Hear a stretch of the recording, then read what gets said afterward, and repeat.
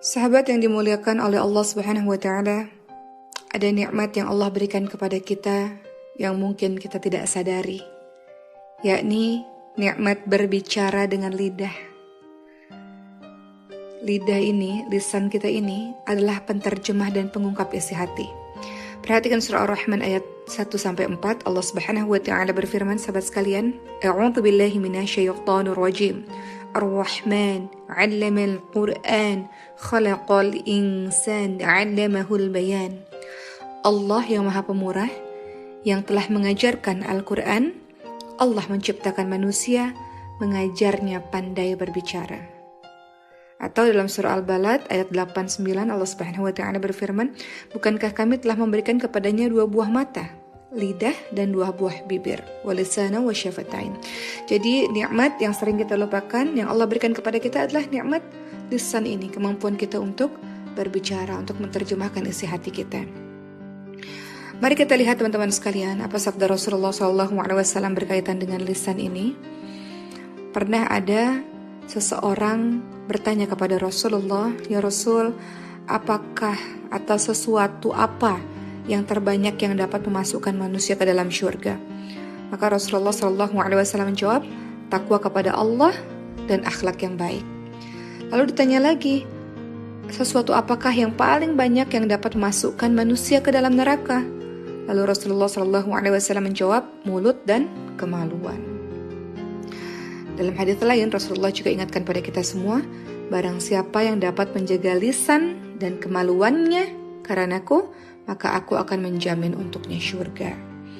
Jadi, nikmat lisan ini dipergunakan dengan sebaik-baiknya, karena kalau tidak, ternyata paling banyak orang masuk ke neraka, salah satunya karena tidak memperhatikan apa yang keluar dari mulutnya. Lidah itu sesuatu yang tak bertulang.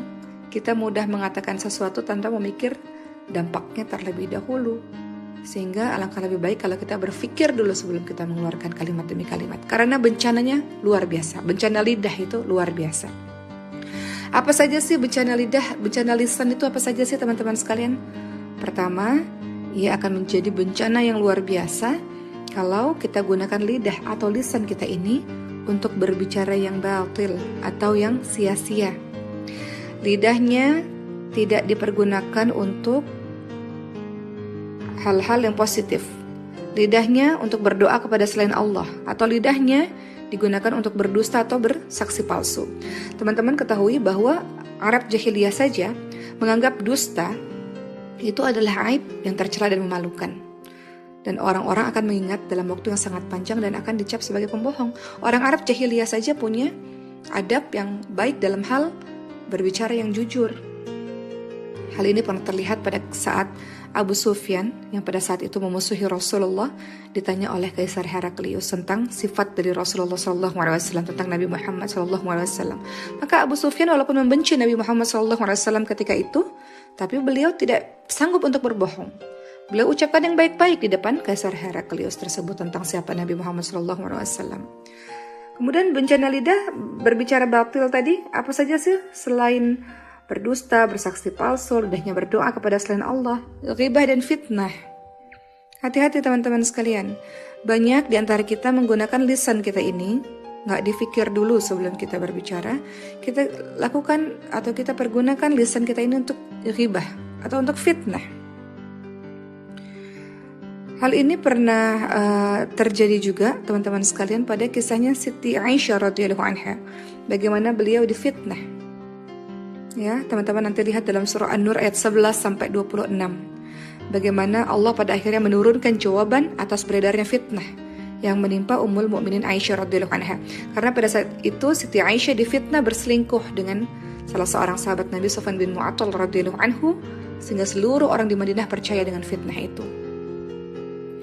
Orang yang dicintai oleh Rasulullah SAW, yang salihah luar biasa, masih difitnah. Dan hampir semua orang di Madinah percaya dengan hal tersebut. Ya, jadi lisan kita tidak boleh digunakan untuk ghibah dan untuk memfitnah orang. Teman-teman perhatikan surah Al-Hujurat ayat ke-12. Allah Subhanahu wa taala berfirman, A'udzu billahi minasyaitonir rajim. Ya ayyuhalladzina amanu jtanibu katsiran minadh-dhanni inna ba'da dhanni itsmun wa la tajassasu wa la yaghtab ba'dukum ba'dha. Yuhibbu ahadukum ay ya'kula lahma akhihi maitan fakarihtum. Jangan kita ini suuzon sama orang. Jauhi kebanyakan dari prasangka karena sebagian prasangka adalah dosa. Jangan cari-cari kesalahan, jangan menggunjing, ghibah, fitnah orang, karena hal ini seperti memakan bangkai saudara sendiri.